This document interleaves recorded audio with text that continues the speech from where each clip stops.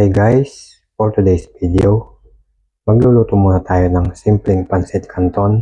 Ito po ang ating mga ingredients na gagamitin for today sa ating pancit canton.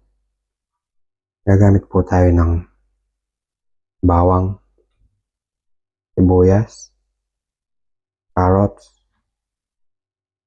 repolyo, baguio beans, siyempre yung ating noodles pancit canton. Gagamit rin po tayo ng soy sauce, toyo, mantika, tubig siyempre. Umpisahan na po natin ang ating pagluto. Maglalagay po ako ng mantika sa ating kawali. Mga 2 kutsara. Unahin ko na pong ilagay ang ating sibuyas. At isusunod ko yung ating bawang.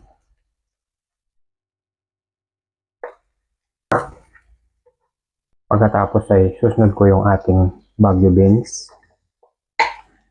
Yung ating carrots. Halu-haluin lang. At ilalagay ko na rin yung ating hipon.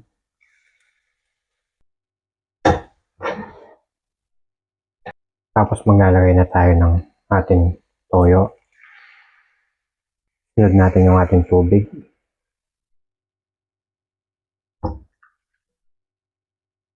At maglagay tayo ng ating oyster sauce. Haluin lang. At susunod ko na rin yung ating paminta.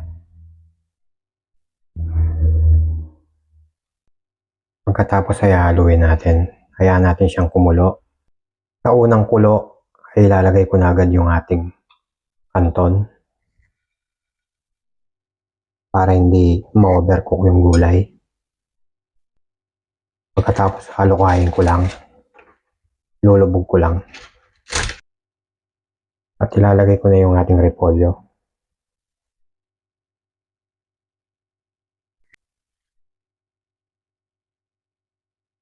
Ayan, haluin lang ng maigi.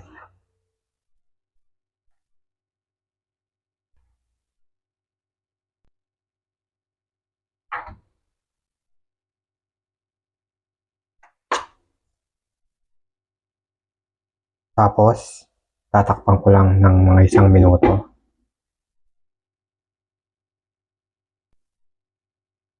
Tapos titingnan natin. Haluin ko ulit.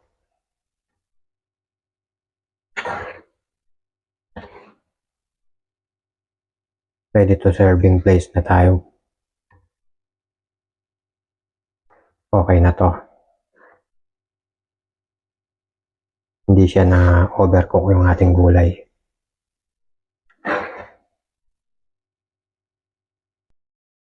Ito na ang ating simpleng pancit canton.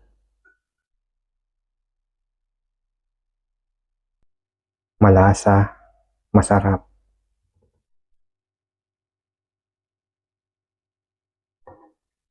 Hindi na overcook yung ating gulay. Maganda.